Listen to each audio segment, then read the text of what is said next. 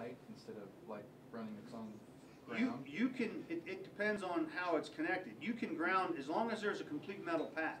Conduit, you can ground through conduit, okay? The old boxes, if that box is grounded, then you can ground the light to that box. But nowadays, everything's plastic. You know, a lot of people use plumbing for grounds, right? You'll see these big clips right where your water comes out of the ground. You got a regulator, an isolation valve somewhere in there. You've got a big clip with a big old wire, and that's your ground. What people are finding now is they'll go to ground to plumbing, and they're grounding to copper pipe, but in the middle there, and it's that way at my house, there's PVC in there. And then that's no longer a path to ground. So, yeah, they used to be able to ground to a lot of stuff, but that, if all your ground wire, or if all your, like Romex has all your grounds and they're connected properly, that'll still work. But, you know, nowadays, it's hard to say. I found a buddy of mine, I was helping him remodel his kitchen, and I just took the cover off, and inside there's all the wires are just twisted together. There's no wire nuts or no tape, and there's inside this fixture that's been there for, he said, as long as he lived there, they've never changed it. So whoever wired it up, they're just twisted together, and they stayed. But you know, it probably wouldn't have taken much. On the other side of the wall, you hit it with a hammer nailing up a picture or something, it might have jolted enough to touch, and this was a metal cased or metal base light. That's all it would have taken. So it's a big deal. Grounding's a big deal, and I think where I read said it was the most. Here it says some of the most, but what I read said it was the most isolated. Overload, that's the, you guys can see that picture, okay? That's a plug, that's a Y, and a plug, and a plug, and a plug, and a plug, and down here there's probably a three-way plug that's loaded up, so that's overload. Just too much current through the main circuit right here, the main part of it. This might be rated, this T right here might be rated for 5 amps, and you got 3 in each one. That's 9 amps, so you overload just that T. So, fire hazard. Protection devices, they shut off current flow. Fuses, circuit breakers, ground fault interrupters. Okay, fuses and circuit breakers are over current protection. Too much current, fuses melt, breakers pop. Right, trip over. A ground fault, we kind of talked about this. This detects the difference between, it actually detects leakage current. That's what the current is called. The current that goes in minus the current that comes out is called leakage current. Okay, and it's here it says 1/40th of a second, 4 to 6 milliamps is what we advertise.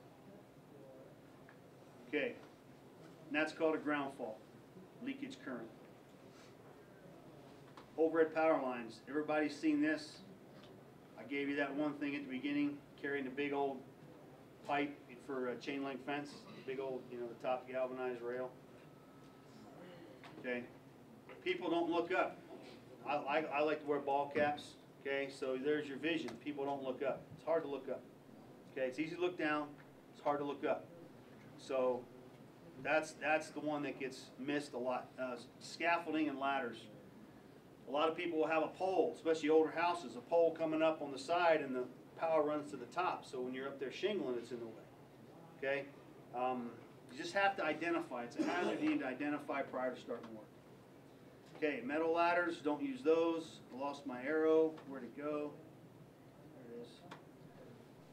Okay, power line workers. What do you think that voltage is? I know we've covered it. What do you think? What's a good number for the voltage in this? What is this, by the way? A lot.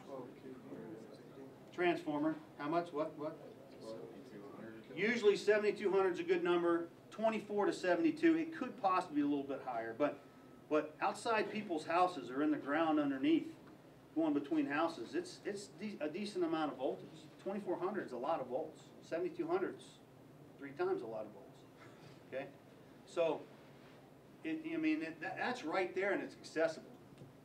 The snowstorm back in Connecticut, people died because power lines fell down. This guy got out of his car to go help the fire department, and he got electrocuted because of down power. I've been standing in wet grass, this is back when I was 18, and I could feel the tingling from a transformer that was 300 yards away. Lightning hit it, blew up, power lines fell down. I walked outside to see what the noise was. This is when I was working construction.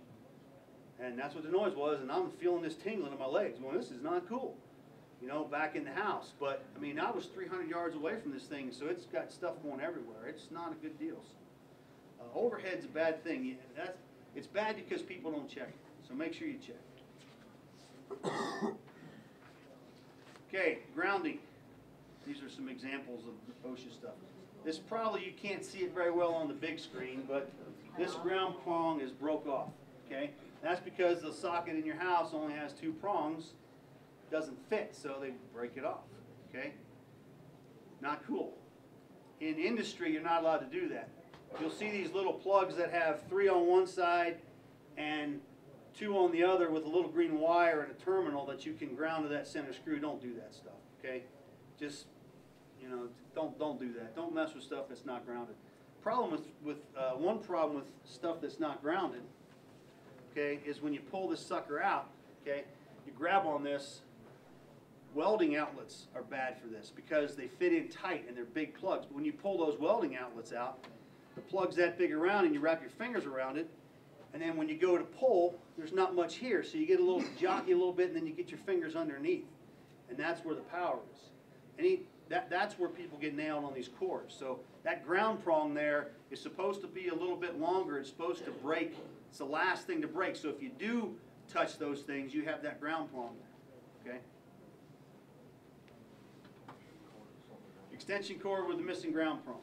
I was actually working commercial glazing and over here on the color building in Pocatello, and they came around and looked at all our cords, and if they didn't have any grounds, they just unplugged them and chopped them off. Yeah, that's how out at the site. That's what the electricians do out there. When they go around and do their maintenance, they don't determine cause. They see the violation. The first thing they do is cut that cord off because they don't have time. You know, and this way it's the quickest way. If they say, hey, you need to take that drill over there to the shop or get that cord over there to the shop so we can fix it, and the guy says, okay, boss, I'm right on it. Then the guy leaves and he says, well, I got 5 more minutes of work to do, and plugs it in, and then he dies, then, you know, that could definitely be averted. So, right, what I was trained to do in the Navy, what they're trained to do probably anywhere, is take their lineman's pliers and cut that cord right off. So, yeah, that's exactly what they do, is they chop it. Okay, handheld electrical tools, because they make continuous good contact with the hand. See, there's the exposed stuff. There's the fingers, not too far away. To protect you, 3-wire ground cord plugged into a ground receptacle or double insulated or powered by a low voltage isolation transformer. And that's just where you take, you know, something big, transform it down to something small, you have your isolation there and it's low voltage. Guarding of live parts, 50 volts or more is what we guard against, okay? So, and the guard doesn't have to be fancy, it just has to physically prevent you from touching, okay? Physically keep you from touching the exposed connection. Cabinets, enclosures, partitions, elevation of 8 feet or more, that's how, you guys know that the wires outside the house, they're usually not insulated, right? Right, they usually have, you know, if they do, the high voltage lines definitely don't, but it depends on where they're at and the voltage and stuff. They may or may not be insulated outside your house. Just letting you know. So just guard live parts, 50 volts or more. Must enclose a guard, electric equipment in locations where it will be exposed to physical damage. That's conduit, looks like, okay. Had the crap beat out of it. There's a little connection right there, so yeah, live wire. Physical damage to conduit. That stuff's kinked right there. It's probably kinked the wire inside. You kink and break that insulation. That insulation is gone, touches, the live wire touches the conduit, then you lose your protection. Look at that lovely thing. Okay, can you guys see these okay? It's hard for me to tell from here. I got a good view right here. But yeah, it's just totally overloaded. I got some pictures that came. Did you guys all see the ugliest contest they had? I'll share the pictures. Junction boxes, pull boxes, and fittings must have approved covers. No cover. Unused openings in cabinets, boxes, and fittings must be closed. No missing knockouts. See that hole there and that hole there? So you can't have a hole unless it's used. Okay, so if you have a hole inside of a box, it's got to have a knockout. Okay, or a knockout covering. So all the boxes you see, those are stamped. You punch them out. Those are called knockouts. Make sure you have a covering.